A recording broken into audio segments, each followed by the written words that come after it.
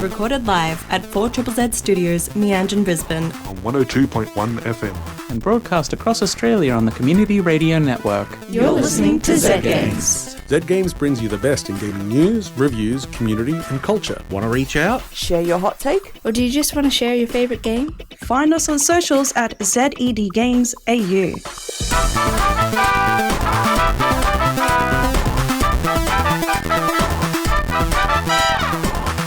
You are listening to Zed Games. My name's Hazel and I'm in the studio with my friends Peter. Natalia. Oh, and Peter. This is Peter. Natalia and Peter. Hello. Hello. Hi. We can trade names for a bit if you want. Maybe. All right. Can you pull off the 6'9" aspect? Not that much. No. Okay. Smaller aspect. I got some big platforms at home if you want. I mean, I've got the wingspan, but not the height span. Okay. Well, we got a fair bit to talk about tonight, actually. We do indeed. We got a review. We got an upcoming event to tell you all about. Oh, yes. We do. And we got some news coming up. Oh, there is some news.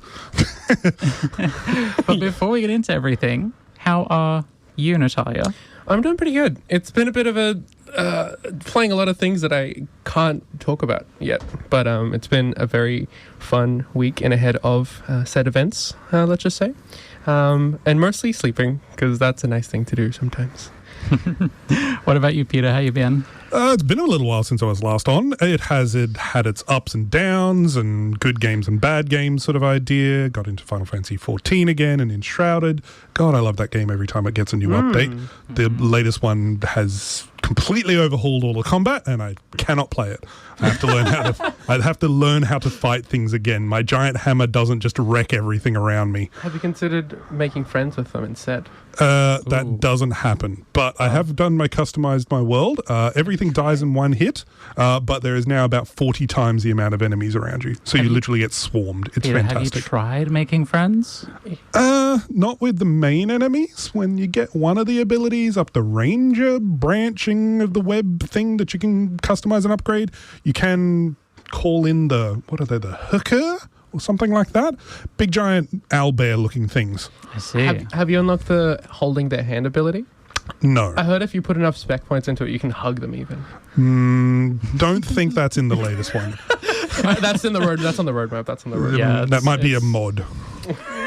It's a few years away still. That game has had some really, really good updates in regards to sharing content, though, now. You can do some really, really nice builds, and instead of having to try and join the server or anything else, you can literally upload your build online, and people can download it via the game host now as well. That's honestly, I think that is kind of becoming the future of, like, even with the Steam controller, which we'll touch briefly on, like, being able to just download different, like, controller, like, bindings and stuff like that for, like... Yeah, customizations and stuff that other people have made. Yeah, I don't know, it feels like a small way to make games feel a bit more personal and community-driven. Yeah. Which is pretty cool.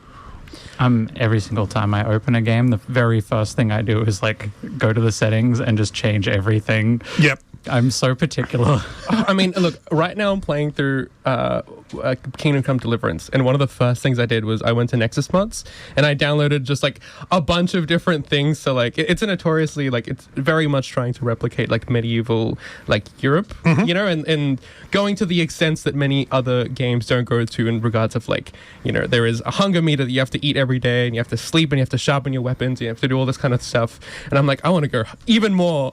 And it's like, I don't know, there is something so satisfying about, like, being able to piece together a community-driven version of, like, what this game looks like. Even with the Mass Effect trilogy, I've played it before, and I'm gonna play it again. But I have like 100 mods downloaded, just to make it even a little bit more. More immersive, more detailed, more realistic. More than anything, it's just that people who have been playing this game for 10 years and who like love it and would be like, oh, I wish this was better. Yep. Like, those people have gone out and made it better.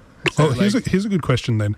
GTA, Grand Theft Auto. Yes. There's a mod out there that allows you to put fuel in the car. So your fuel will run out of fuel and you have to go to a petrol station, stay in there for a few seconds, fill it up and whatnot. Do you think that should be a feature in Grand Theft Auto 6 or not? I think not, because the power fantasy, quote unquote, of GTA is not being a pedestrian. A lot of people actually do play it like that because like there is enough like the traffic systems and all that kind of stuff actually do allow you to play it in that way. But I think that like that kind of friction doesn't suit the way that the reason most people play it. So even though it would make it more immersive sort of idea, and we're always trying to make it more immersive, more detailed and things, fuel in GTA to have to go and fuel up your car, even if it's long time sort of idea, too immersive. Immersion, I think, doesn't necessarily always have to mean realistic. Immersion is like immersive in the world. Like the reason why I am making Kingdom Come even more, like adding plague diseases and all that kind of stuff into it, is because that is what the game is trying to do. But if you're playing something like Skyrim, where the game is like, I want to be the Dragonborn, RPG, action, fantasy, ride dragons or whatever, like having to worry about those like little tiny things, I think there is definitely space to have more of that, but I don't think that that's why. Like, I want to be riding dragons, not having to worry about if I got cholera or not.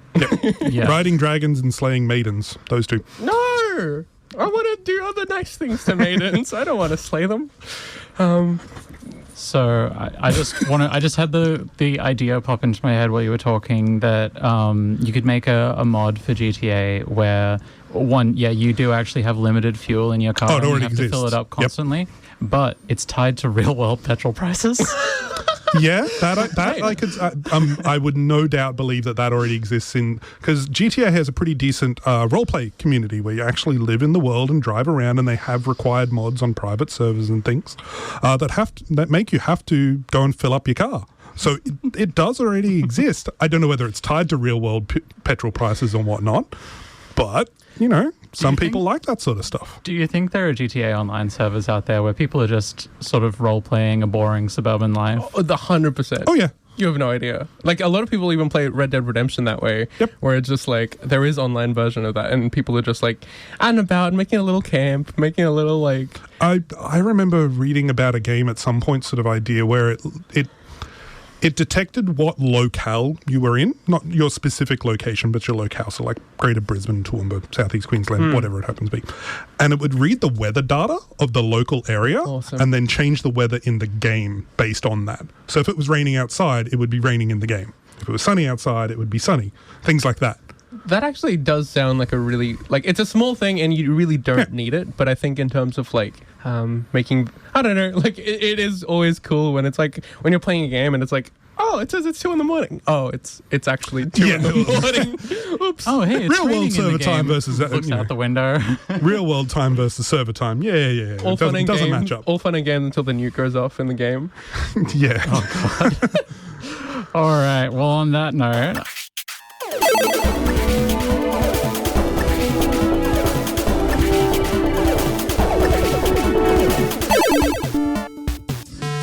Nintendo Corner. Nintendo have announced a price increase not only for the Switch 2, but also the Switch, while those in Japan and South Korea can also expect their Nintendo Switch Online prices to increase later this year. Japanese authorities have arrested a 27-year-old man who has been accused of sending mailed bomb threats to the Nintendo headquarters in Kyoto, claiming that he has planted multiple devices around the offices. No such devices have been located and no motive was given. Not the first time Nintendo has had threats like this, by the way. Multiple events happened in 2024 they had to cancel events they were holding due to threats. And in 2012, another 27-year-old man sent threats using a computer virus. People get to 27 years old and just suddenly have this fascination with, threatening Nintendo. Let's leave the 27 club alone and move on. I am no longer 27.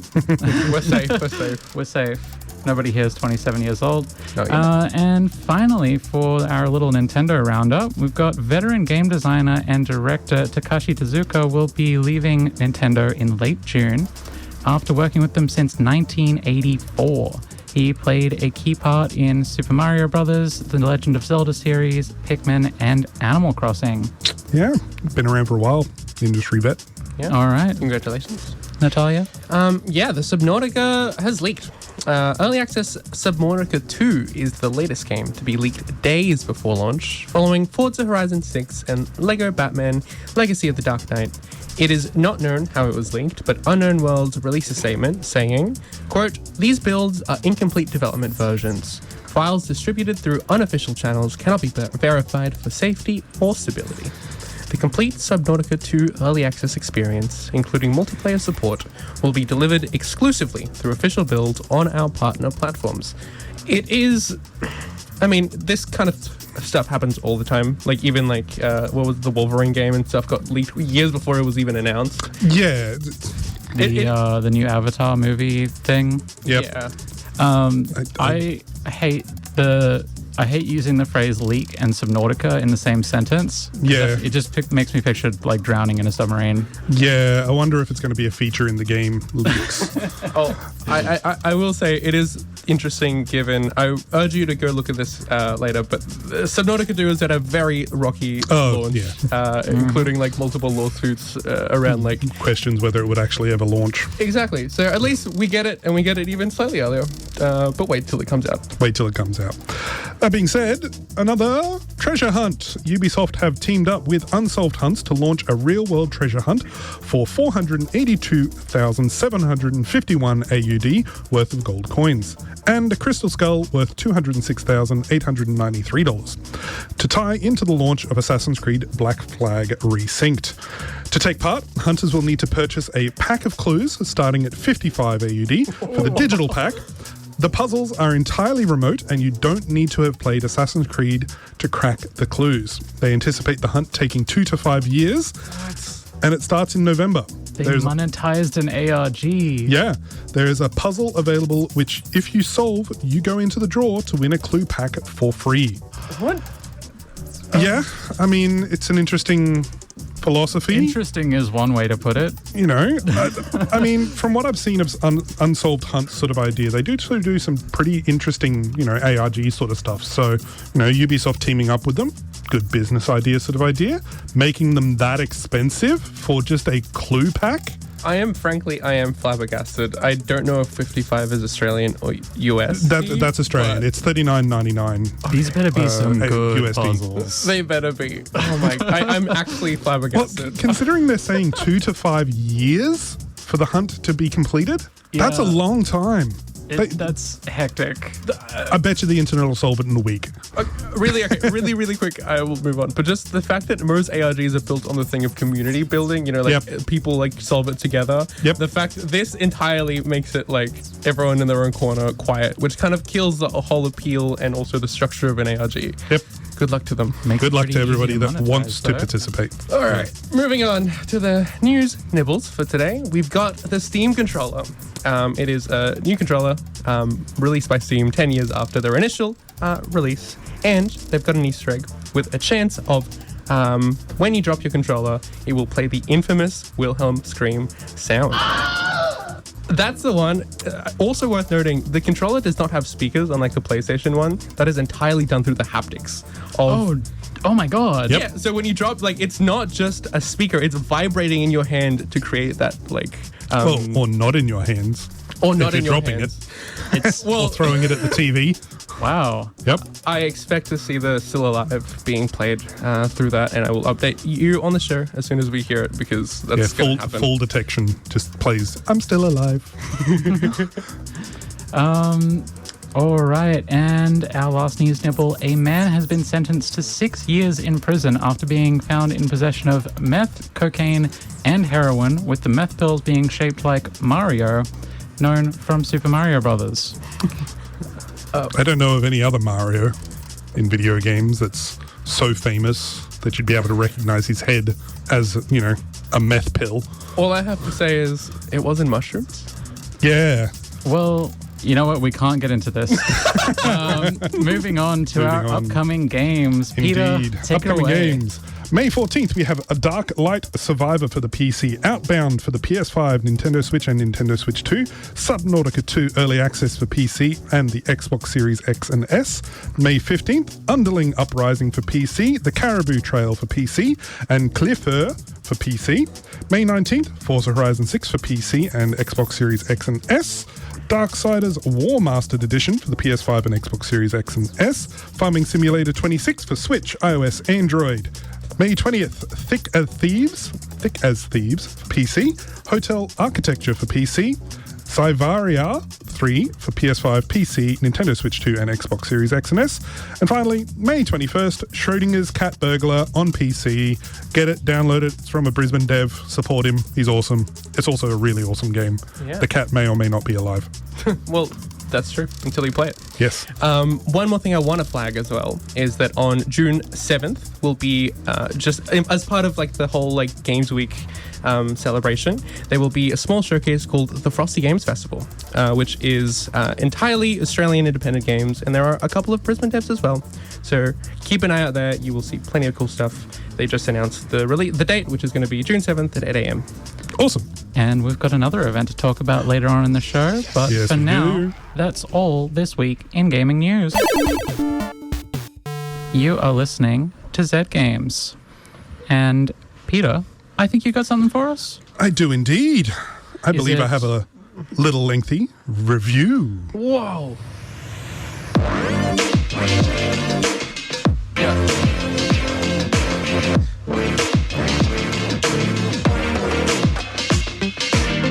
It's kind of just not the same without Paul, spitballing over it, but I know, he does such a good job. yeah. All right, take it away, Peter. Indeed. Okay, I want you to go on me with a little journey here. Imagine waking up on an alien planet. Your last memory is that you died, but now you're waking up inside a strange tube in a new body, or as the machine checking on you calls it, a new sleeve. You've either made the best or worst decision of your life. As a convicted criminal, you were given a choice. Serve out your sentence in a penal colony, or work it off as part of a mega corporation's labor program. You chose the latter option, so naturally, they killed you. You are now part of the Argos program, waking up on Arcadia 7 to do the work no one else wants to do.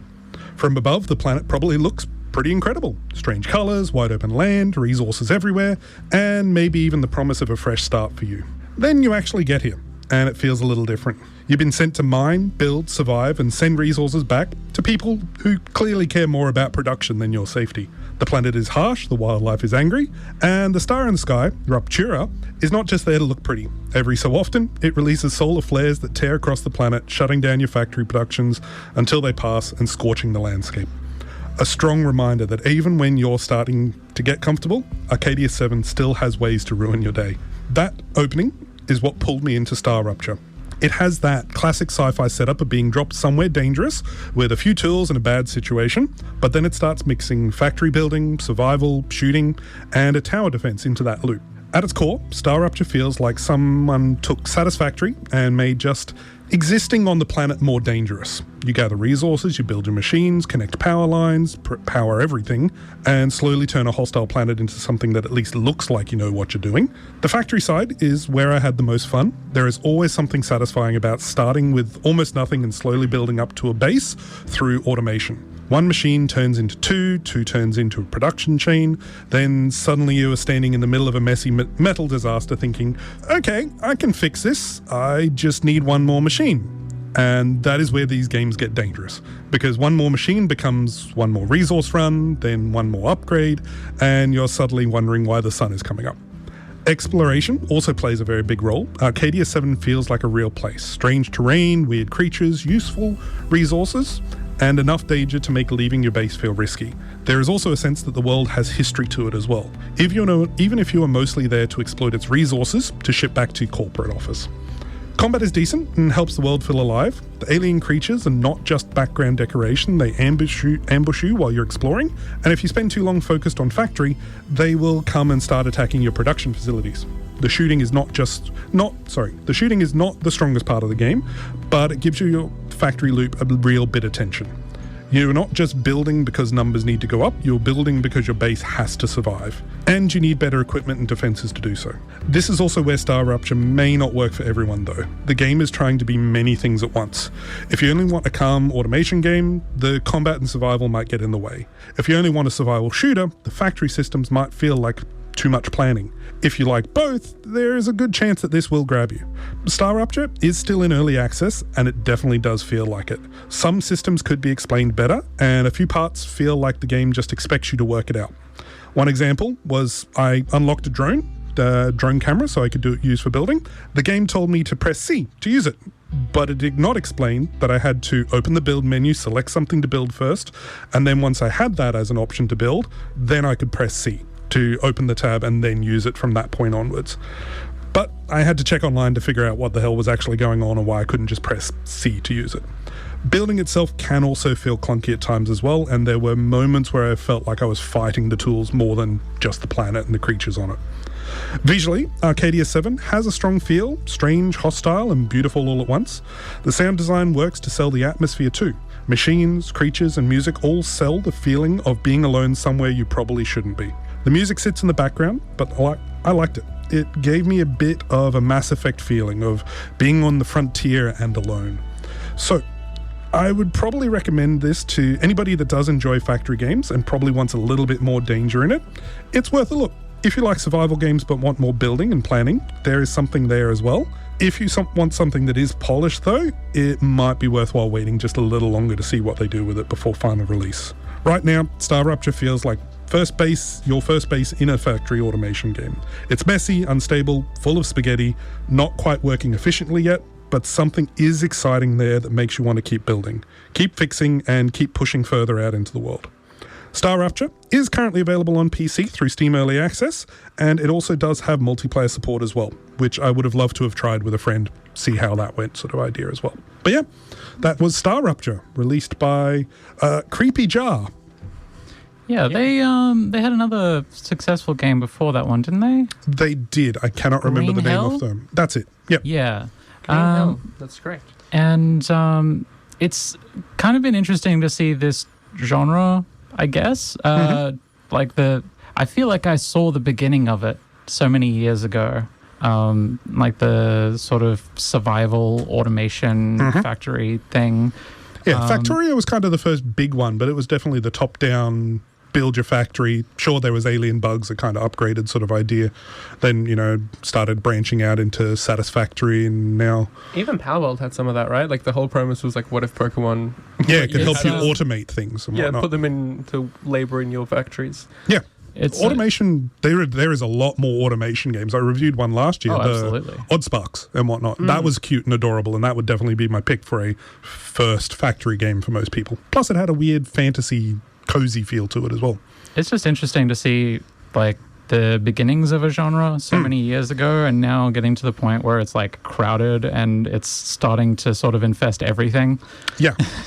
I mean, to me, what I see in this is like, what if Deep Rock Galactic? You know, with a bit more like grounded, you're building something up rather than going in and just invading it. Yeah, it's not an extraction shooter by any standard sort of idea. You do need to do a little bit of extraction shooter. Like one of the adventures I went on while my factory was just pumping out some resources to get an upgrade going.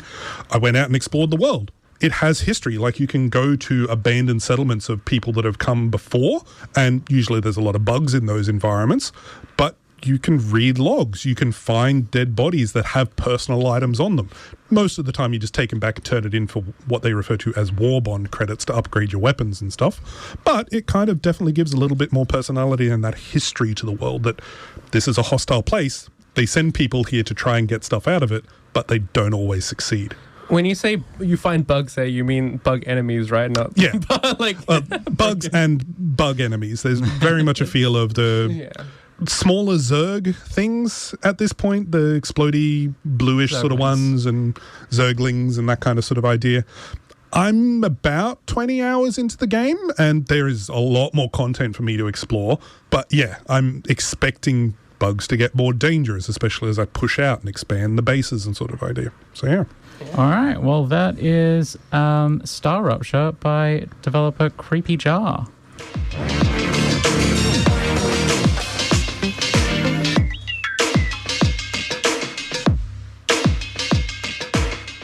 All right, and we're going to be finishing up the show soon, but before we go, we have something very special to tell you about. So special, in fact, that it happens every year. Yeah. And it's the Queensland Games Festival. Queensland Games Festival! Yippee! The Queensland Games Festival is an annual exhibition of locally made games that is held at the Brisbane Powerhouse. It is free entry. It's very cool. There are tons and tons of games there. It has quite a history, and I can't tell you what games will be there yet because the submissions, it's not finalized, but I can tell you that there are a lot of games. A lot of games. That have been There is a submitted. lot of games being made in Queensland. And every previous year has been amazing, but most importantly, it is on the 27th of June. That is a Saturday. Once again, at the Brisbane Powerhouse. It is free entry. Families welcome. There's usually the Powerhouse markets, New Farm. New Farm markets in the morning, and then by the time they're wrapping up, the Queensland Game Festival's already alive and kicking. So good reason to get out there and, get some food in the morning and then come on over to the Queensland Games Festival. It is an amazing day out. Oh, yeah. 6 weeks away, so start putting it in your plans, people. End of June is coming up quick. Yeah, if you've ever come to one of our the indie dev nights that we help organize every 2 months or whatever, it's that but on steroids. It is it's like that but on Mario meth. It is genuinely for me as someone who has loved games always but hasn't really had the outlet to until I found Zed Games and all this kind of stuff. Coming to this for the first time was mind blowing. It is so packed, and there is even if you're not even a big gamer, just coming in and seeing what local artists are doing and getting to play stuff by yourself or with a group of people and talking to the developers behind the games is again, there is nothing that's the best bit sort of idea. It's great to come out and play some games sort of idea that are being made locally, but also getting to meet the developers and seeing what's actually going on in the Brisbane scene. It's thriving. Who's making that stuff? Yeah. Come and find out. Well, speaking of talking to people, though, right? Yeah, so we will be repeating our downstairs basement exhibition at the Queensland Games Festival, which we call Amplify Games. Amplify the games. Amplify Games because we want to amplify the weird stuff that doesn't necessarily fit in everywhere else. The experiments, the weird little indie titles, the things that are maybe just art projects and might never actually see a commercial release. But hey, good fun. You can last come year and was check awesome. them out. Yeah. You can play them. Yeah. We will have demos of all of them set up, and we will be interviewing the developers on a stage there. I believe we're also working on some live stream preparations, but I won't spoil anything. And I have to say that last year was the first year that we did Amplify Games as part of Queensland Games Festival, and it was amazing. It was. There were some really great interviews and some really great games that I was honestly shocked at sort of idea, seeing some of the quality sort of idea for such quick little projects that people said they spent very little amount of time on. I'm like, wow. The vibe. There are some talented people. The vibe was incredible. Was much cozier than the big busy festival upstairs. Yes. And the games were amazing. I remember struggling to try and play. There's so many games. Oh, was it? It was. What was the roller skating one that we had? Oh, Later Skater? Later Skater. Yeah. Struggling to try and play through Later Skater with one hand while holding a microphone with the other and talking to the developer. I think you succeeded. Thank you. I mean, at least you can rewind in that one. But we had loads of fun. Lots of people showed up, and everybody looked like they were having a great time. So come on down, check it out. 27th of June at the Brisbane Powerhouse. It's free, it's fun, it's for everybody, and there will be so many locally made games, video games and physical games, board games, VR, everything. And with that, we're at the end of our time. We did it. Yeah. That was a good. Another week. Another little week, episode. another hour gone, games reviewed, news done. Yeah. That was a Zed Games Happy episode. listeners, hopefully. Hopefully. What are you I mean, gonna they play? never text us. So. Oh, we did actually get a text earlier in the show when we were listening to The Touch by Stan Bush. Yeah, that what makes did they sense. say again?